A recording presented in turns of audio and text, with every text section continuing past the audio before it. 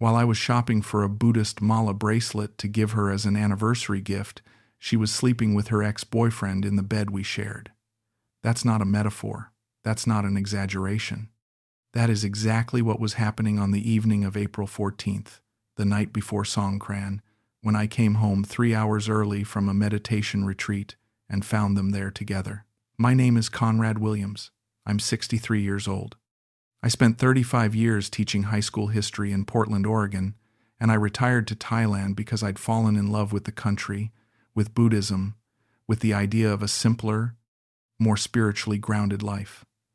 I did not retire to Thailand looking for a younger girlfriend. I want to be clear about that, because I know what you're thinking, and you're not entirely wrong, but you're not entirely right either. The girlfriend came after I arrived. She was not the reason I came. She became the reason I stayed. Her name was Sirada. She was 29 when we met, 32 by the time it ended. She sold handmade jewelry and accessories through Instagram and Line, working out of a small studio apartment in the On Nut area of Bangkok. She was not a bar girl. She had never worked in the bars, as far as I knew. She was educated, spoke decent English, had a quiet intelligence about her that I found deeply attractive. I genuinely believed I had found someone different from the cautionary tales I'd heard from other expats. I believed that for 3 years. I was wrong for most of them. Let me tell you how wrong I was. I arrived in Thailand in the spring of 2019. I'd been planning the move for 4 years, ever since a trip to Chiang Mai in 2015 had awakened something in me that felt dormant. I'd attended a meditation retreat at Doi Suthep, sat in silence for 5 days, and come back to Portland feeling like I'd been turned inside out in the best possible way. I started studying Theravada Buddhism seriously, read everything I could, began practicing daily meditation, took a beginner's Pali course online. By the time I retired, Thailand wasn't just a destination, it was a calling. I settled in Bangkok initially, then spent time in Chiang Mai, then returned to Bangkok because the energy suited me better than I expected. I was not lonely. I want to say that clearly. I had a full life. I took language classes. I visited temples. I joined a meditation group that met 3 times a week in a sala near Sukhumvit. I was genuinely content. I met Sirada at a weekend market in the Chatuchak area in the fall of 2020. She was selling at a booth there, silver and beaded work, some of it incorporating small Buddhist amulets. We started talking about the amulets. I knew enough about them by then to ask real questions, not tourist questions, and she seemed pleasantly surprised by that. We talked for 40 minutes. She gave me a small discount on a bracelet I bought. I asked if I could add her online. She was warm without being immediately flirtatious. That was what pulled me in. I had met plenty of Thai women, and expat friends had introduced me to a few others, and the attention from some of them felt calibrated, performance-like. Sirada didn't feel like that. She was reserved in a way that felt genuine. She laughed at things I said but didn't perform laughter. She asked me real questions about my interest in Buddhism and listened to the answers. By our 3rd meeting, a quiet dinner in a restaurant near her studio, I thought she was the most interesting woman I'd met in years. By month 4, I was spending 3 or 4 nights a week at her place. By month 6, we'd had the exclusivity conversation, which she initiated, which I took as an extremely positive sign. By the end of 2020, I was paying a portion of her studio rent, something she initially resisted and then accepted gracefully, framing it as temporary while her online business recovered from pandemic slowdowns. It felt natural. I had more than enough, she had less. I wanted to help. The Buddhist angle is important here because it shaped everything about how I interpreted the relationship. I had this deeply sincere, probably absurd notion that I was approaching Thailand with genuine spiritual openness, that I wasn't the typical Farang retiree pursuing fantasy, that I was engaging with the culture authentically. Sirada reinforced this. She came with me to temples sometimes. She explained the significance of certain practices to me with real knowledge and care. She was patient with my Thai language stumbling. She made me feel like I was finally living honestly. That feeling of honest living, it turned out, was something only one of us was practicing. The first time I noticed something was off, I was in the kitchen making coffee, and I heard her on the phone in the bedroom, speaking in rapid, low Thai. That was not unusual. But when I walked past the door to use the bathroom down the hall, she stopped talking. Not paused. Stopped. Dead silence. Then the sound of the call being ended. When she came out 10 minutes later and I asked who she was talking to, she said it was her mother. Her expression was perfectly normal. I believed her. That was late November 2022. We had been together 2 years by then. The second thing I noticed was her phone screen orientation. Sirada had always been reasonably open with her phone. Not that I ever looked through it. That wasn't my nature. But she'd hold it face up on the table, show me photos, laugh at memes she wanted to share. Sometime around December, I noticed the phone was always face down. Not occasionally. Always. Even when it buzzed. I told myself she was protecting her screen from light damage. I actually thought that. I'm a 6'3" retired teacher who once genuinely convinced himself that a woman was flipping her phone face down to protect the screen from ambient light. The third thing was a name. Krit. It came up twice in conversation in January. Once when she mentioned he had commented on one of her Instagram posts, and once when she referenced something he'd told her about a market in the Ari neighborhood. I asked who Krit was. She said an old friend from university. I asked if they dated. She shook her head, wrinkled her nose, said, No, he's like a brother type. I accepted that completely. By February, I was waking up at 3 a.m. with a low, persistent anxiety that I couldn't name. I would lie there in the dark running through conversations we'd had, looking for inconsistencies I couldn't specifically identify. I started meditating more, not less, which in retrospect was both a reasonable response and a form of avoidance. I was using the practice to calm the signal my gut was sending me, rather than listening to what it was saying.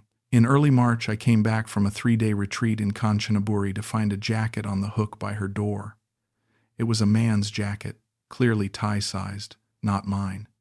When I pointed it out, Sirada said it belonged to her cousin, who had stayed over for one night while I was away because he had a job interview nearby.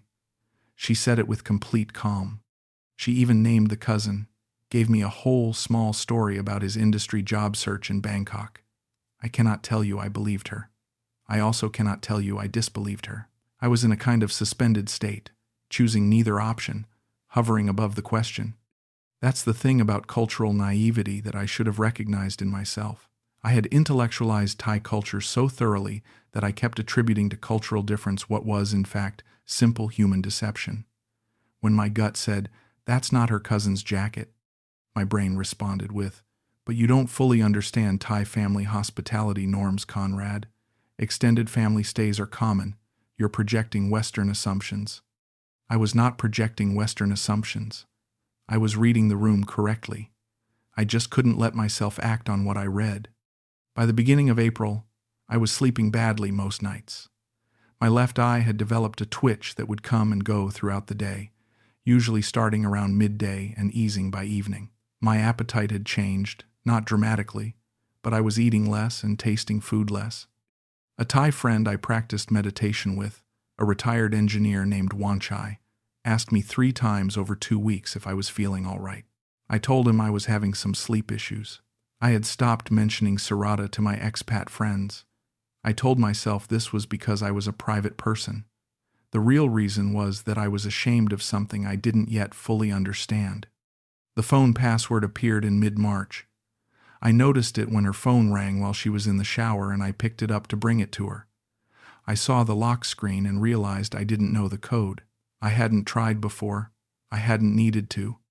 When I handed it to her through the bathroom door, wet hand coming out to take it, I stood in the hallway for a moment and thought clearly, with unusual precision, she has put a password on her phone that I don't know. I then went to make tea. On April 3rd, I asked if she wanted to come with me to Wat Mahathat for a weekend merit-making ceremony, and she said she couldn't. She had family obligations in her home district of Nonthaburi. She'd be gone Saturday night, back Sunday afternoon. I said, of course, no problem. She left Saturday morning with a small bag. I went to Wat Mahathat alone. I sat in meditation for 2 hours and felt absolutely nothing except a quiet, hollow wrongness that I could not pray away, meditate away, or rationalize away, no matter how diligently I tried. On the walk home, I passed a flower stall and bought a mala bracelet, one with dark wooden beads and a small pendant, as an anniversary gift. We had met at the Chatuchak market in late September. I was calculating ahead. I want to remember that clearly. I was buying her a gift while things were already wrong. While I was choosing beads and asking the stall owner about the wood type, she was wherever she actually was, with whoever she actually was with. Wanchai called me that evening, which was unusual. He was not a phone caller. He asked if I was home. I said yes. He said he wanted to talk about something in person and asked if he could come by. His voice was careful in a way I recognized as meaning he was carrying something uncomfortable. I said yes. He arrived within 40 minutes, sat down at my kitchen table, and told me, with obvious difficulty, that he had seen Sirada the previous Tuesday on the BTS near Mochit station. She had been with a man, not walking beside him as a friend walks. He said he wasn't certain, but that the way they were together was not like friends. He had debated telling me for 6 days. I felt something drop through the floor of my chest. Not rage, not even surprise, not really. More like the terrible relief of hearing someone else say the thing out loud that you've been refusing to think. I thanked him. I kept my voice steady. After he left, I sat at the kitchen table for a very long time without moving. I did not confront Sirada when she returned Sunday afternoon. I watched her come through the door. I watched her hug me, tell me about her family, describe a meal her mother had cooked. I watched every micro-expression on her face and cataloged them with a detachment that felt nothing like me. She was good. She was extremely good. There was nothing visible, no tell that I could point to. I said I was tired from the retreat preparation and went to bed early. For the next 10 days, I was a different person. I became careful in a way that felt unnatural, methodical, driven by something colder than fear. I was not, by temperament or history, an investigator or a suspicious person. I had never tracked an ex. I had never hired anyone to watch someone. But I found myself noting what time Sirada left on errands and what time she returned. I started paying attention to which days she seemed slightly more dressed than the occasion warranted. I began listening to the quality of her silences, whether they were comfortable silences or performed ones. I identified a pattern within a week. Tuesday and Thursday afternoons, between roughly 1 and 5, she was reliably unavailable. The stated reasons changed: visiting a supplier, meeting a friend for lunch, taking her motorbike for servicing, helping her sister with something. The Tuesday and Thursday slot did not change. I did not follow her. I want to say that partly in my own defense and partly because I don't think it would have been the right thing to do, but I thought about it. I sat in the sala of the meditation center one Thursday afternoon and thought in very specific detail about following her, about what I would see, about what I was now almost certain I would see, and I felt a complex mixture of emotions that I am still not proud of. Rage was there, yes, but also something uglier, a possessive fury that had nothing to do with spiritual practice or Buddhist compassion or any version of myself I wanted to claim. On April 12th, I confronted her, not with evidence, because I didn't have clear evidence yet, but with what I had. I told her I needed to talk. I told her I was worried about us, that I had noticed changes, that I had a close friend mention he'd seen her with someone on the BTS. I watched her face. She was remarkable. There was a brief blink, a half-second recalibration, and then she came toward me with genuine-looking hurt. She said she couldn't believe I would have someone watching her. She said it in that way, where the hurt is weaponized, where your accusation becomes the crime and her behavior becomes invisible. She said, "You not trust me after all this time?" And her English, which was normally quite good, broke down into simpler phrasing in a way that I now understand was calculated, because stress does not improve a person's English, and her stress at that moment was not about my distrust. It was about being seen. I backed down. I told her I wasn't having her watched, that a friend had mentioned it incidentally. She said Wanchai was probably confused, that lots of Thai women look similar to foreigners. I said probably he was confused. She kissed me on the cheek and made dinner. I cannot explain to you in adequate language how thoroughly she had trained me out of trusting my own perceptions by that point. I know how that sounds. I was a grown man, a teacher, educated, reasonably worldly. It doesn't matter. A skilled, consistent gaslighter operating across 2 years of relationship context can genuinely erode your ability to hold a stable perception of reality. She had told me I was paranoid, insecure, controlling in small ways so many times over the preceding months that I had internalized it. My own doubt was her best tool, and she had sharpened it carefully. I had a 4-day meditation retreat scheduled for the second week of April. I had registered months earlier, paid a donation to the center, arranged to be away from Thursday through Sunday, April 13th to 16th. Sirada knew this. She had known since January. On the morning of April 13th, I packed a small bag and told her I was leaving for the retreat center in Nakhon Pathom. We hugged at the door. She said to let her know when I arrived safely. I told her I would. I took the BTS to the southern bus terminal with every intention of getting on that bus. I sat in the bus terminal for 45 minutes. I want to be honest about my state of mind at that point. I was not thinking clearly in the strategic detective sense. I was not executing a plan. I was in the grip of something I couldn't control, a pull back to the apartment that felt less like suspicion and more like absolute certainty presenting itself to my body before my mind caught up. I knew, in some non-verbal way, what I was going to find. I had known for weeks. I got a taxi. The ride back took almost an hour in traffic. I sat in the back seat of that cab watching Bangkok slide past and felt a strange calm that I now recognize as the calm of something that has already been decided. I was not afraid. I was not angry. I was moving toward the end of something, and my body had accepted that before I had. I used my key. I climbed the stairs because I didn't want the sound of the elevator. The hallway was quiet in the way that apartment hallways are quiet on warm afternoons when most people are out. My door had a standard deadbolt, no chain on the inside, so if she had chained it, I would have known immediately. She had not chained it. I turned the key with the same deliberate slowness that you use when you're trying not to wake someone, though I was not trying not to wake her. I was trying to give myself a moment. One more moment of not knowing. The door opened. The living area was empty. Her sandals were by the door, 2 pairs. I noticed that with clinical clarity. 2 pairs. Her small slides that she wore inside, and a pair of men's sandals, dark blue, rubber sole, larger than mine. I stood in the entrance for what felt like a very long time, but was probably 8 seconds. I heard nothing from the bedroom. The apartment had the quality of quiet that comes from within a room rather than from an empty space. I crossed the living area. The bedroom door was 3/4 closed. I pushed it open. The afternoon light was coming through the gap in the curtains, a flat, golden stripe across the lower part of the bed. I took in what I was seeing in stages, the way you do when your brain needs to process in smaller pieces than normal. The bed was occupied. 2 people.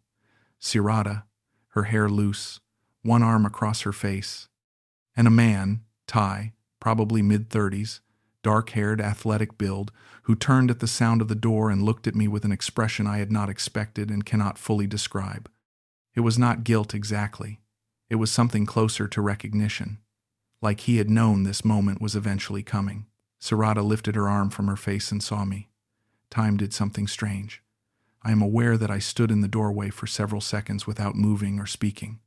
I became aware of the sound of traffic from outside, a faint, continuous noise, and I focused on it with an intensity that felt protective, like if I could hear the traffic I had not completely left my body. I heard a bird somewhere, very loud. I remember thinking about that bird with bizarre clarity, this intrusive sparrow or myna or whatever it was, singing away while my 3-year relationship dissolved in front of me. I know now that the man was Krit, the friend from university, the brother type, the one who left comments on her Instagram. He was not a brother type. He was her ex-boyfriend from before she met me, and he had not, as she had implied on multiple occasions, faded into the background of her life. He had remained quite present in it. This would later be confirmed by things she said in the conversation that followed, and by things I would learn in the days afterward from a mutual acquaintance who had always known and had felt, I think, some relief when it finally came out. I backed out of the doorway. I went to the kitchen and sat down at the table. I heard movement from the bedroom. I heard voices, low and rapid in Thai. A few minutes later, Krit came through the living area with his sandals in his hand. He did not look at me. He let himself out.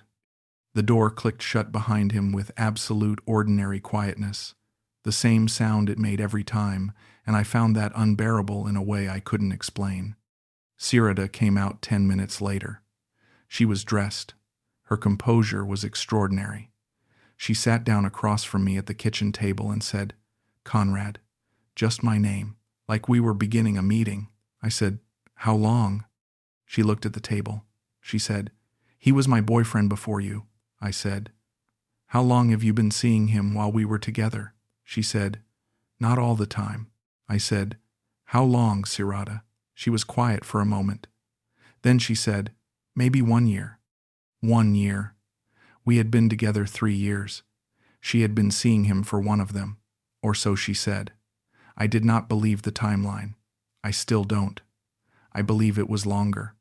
I believe that when I look at the evidence I have now, the shifts in her behavior that began earlier, the trip she took in the first year to what she called a family event in the north, the weekend in Ayutthaya I couldn't attend because I had a bad chest infection. I believe it started much earlier than 1 year. I have no proof. I will never have proof. That is one of the things I carry. She offered the standard stages after that. She said he understood her in ways I couldn't, which I have since recognized as the line people use when they want to frame infidelity as inevitable rather than chosen. She said the age difference between us had always made her uncertain about the future. She said she didn't know how to tell me. She said she had tried to end things with him and hadn't been able to. Each of these statements arrived in sequence, almost like she had rehearsed them, which maybe she had. Maybe she had run this conversation in her head before, understood it would eventually come, prepared her explanations. I noticed at some point during her speaking that I was not crying. I had expected to cry. I had cried when a relationship ended 12 years earlier. I sat at that kitchen table and felt a kind of terrible clarity that had no room in it for tears. I felt as though I was seeing the entire 3 years at once. All of it, the good parts and the bad parts and the parts I had explained away. And the accumulated weight of that seeing was not grief, but something more structural, like a building settling. I told her I needed her to leave the apartment for the day. She left without arguing. When she was gone, I sat alone in the space we had shared and let myself feel everything I had been suppressing for months. That is when I cried. Not at her, not in front of her, by myself, at my own kitchen table, over a cup of tea that went cold before I could drink it. My phone had 17 unread messages when I finally looked at it, around 8 that evening. I had not responded to Sirada's call. I called Wanchai. He answered immediately, as though he had been waiting. I told him he had been right. He said he was sorry. He said it 4 times, simply, quietly, and I believed every one of them. I learned more in the days that followed than I had expected to. Not because I went looking for it exactly, but because once a secret breaks open, the people who have been holding pieces of it tend to release them. The mutual acquaintance I mentioned, a Thai woman named Fawn who sold beside Sirada at occasional markets, sent me a line message that was careful and kind, and told me more than I had asked. She said she had worried about me for a long time. She said Krit had never really been out of Sirada's life, that they had a history that went back years before I appeared, that several people in Sirada's circle had known, several people. This information landed differently than the discovery itself. The discovery was about Sirada. The knowing of others, the community of people who had been aware while I moved through my daily life in confident ignorance, that was something different. That was a particular species of humiliation I had not anticipated. I thought about all the times I had sat across from Sirada at the meditation center, watching her light incense, watching her close her eyes in the posture of practice, watching her bow. I had respected this. I had thought it authentic. And perhaps it was authentic. That's the complicated part. Perhaps she could pray genuinely and deceive deliberately simultaneously. And perhaps that says something about human compartmentalization that I still don't fully understand. What I know is that for a man who had built an entire chapter of his life around the idea of spiritual authenticity, the sight of her at those rituals began to play back differently once I knew, not poisoned exactly, but complicated in ways that hurt. The violence. I should mention the violence because I promised myself I would be honest about this. In the immediate aftermath of walking into that bedroom, there was a period, not long, a few minutes, a few dark minutes, while I sat at the kitchen table and heard Krit gathering his things in the hallway, when I thought with complete seriousness about what it would mean to hurt him. I want to be careful about how I describe this, because I am not a violent man, and I have never been a violent man, and I did not act on any of it, but the thoughts were real and specific, and I am not going to pretend they were not. A rage, that specific and physical, is something a 6-3-year-old retired teacher who practices Buddhist meditation is not supposed to feel, and feeling it, and then sitting with the shame of having felt it, became part of what I had to process afterward. I never touched him. He left. I sat. I am not proud of the thoughts, but I am grateful for the space between thought and action, which is, perhaps appropriately, something Buddhist practice addresses directly. Observe. Do not react. Let the thought arise and pass. It passed. He was gone. Nobody was hurt. But the guilt over the thoughts themselves stayed for longer than I expected. It became one of the threads I had to pull through in the months that followed. I moved out of the apartment we had shared and into a small guest house near the Ari neighborhood while I figured out next steps. Sirada and I exchanged 2 brief practical messages about the remaining logistics, the lease, some furniture I had contributed to, her keeping certain things, me keeping others. It was conducted with a kind of numbed efficiency that I think was the only way either of us could manage it. I stayed in Bangkok for 3 more months. I am not sure now whether that was wise or not. Some mornings I would ride the BTS across town and feel perfectly fine, present in the city, appreciating the light on the Chao Phraya when I crossed it, able to sit in a cafe and read for 2 hours without the thoughts coming. Other mornings I woke at 4:30 with the bedroom scene playing in full detail again, with Krit's face and the stripe of light from the curtain and her arm dropping from her face, and I would be useless until mid-morning. I heard from Fawn, 2 months after things ended, that Sirada and Krit were living together. I absorbed this information with what I can only describe as a dull, predictable ache. Of course they were. That was the logical conclusion. That had probably been the plan, consciously or not, for longer than I knew. She tried to contact me once. A line message, approximately 6 weeks after everything ended. It was apologetic, in a general way, not specific. It expressed that she hoped I was well. It did not explain anything or add any information I didn't have. I read it 3 times and then did not respond. I am in Chiang Mai now. I came up here 4 months ago and found that the slower rhythm suited what I needed. I'm back at a meditation group, a different one, and I am being honest with myself about the practice in a way I was not always honest before. I was using it then partly as a kind of cultural credential, I think, proof that I was not a typical Farang, that I was engaged with Thailand at a deeper level. I am trying now to use it simply because it helps, without the anthropological overlay, without the meaning I was adding to make myself feel special. That is, in fact, the lesson I had to learn that I most resisted learning.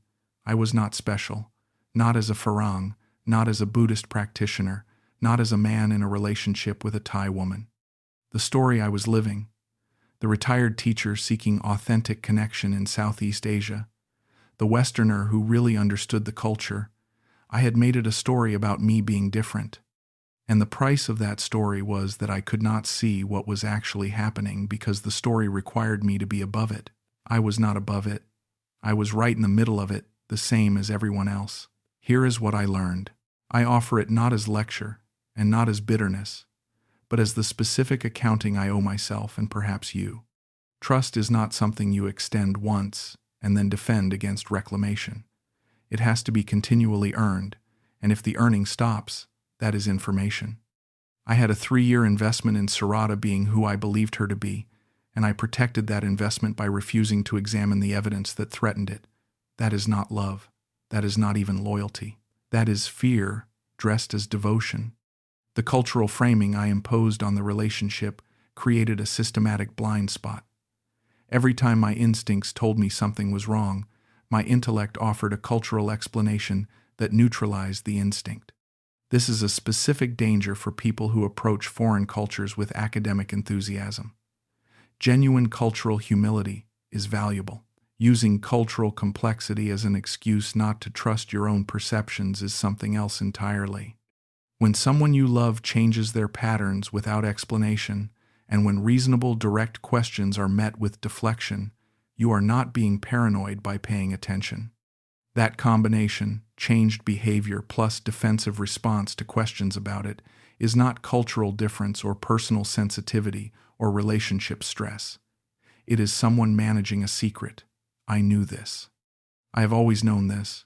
I chose not to apply it because applying it would have cost me the story I was living. The age and power dynamics matter, and I did not want them to matter because acknowledging them would have undermined my sense of the relationship's authenticity. She was 29 when we met, and I was 60. I was retired with a teacher's pension in a country where that pension went very far. She was a small business seller whose income was inconsistent. I paid a portion of her rent. These structural facts do not determine the character of every relationship with that shape, but they create conditions that any honest person has to account for. I didn't want to account for them. I wanted to transcend them through the quality of our connection. That was vanity. And finally, about the spiritual dimension. I have spent considerable time with the question of whether my Buddhist practice should have made any of this easier. The short answer is that it did not in the acute phase. And the longer, more honest answer is that practice is not protective armor against suffering. It is a way of sitting with suffering rather than running from it.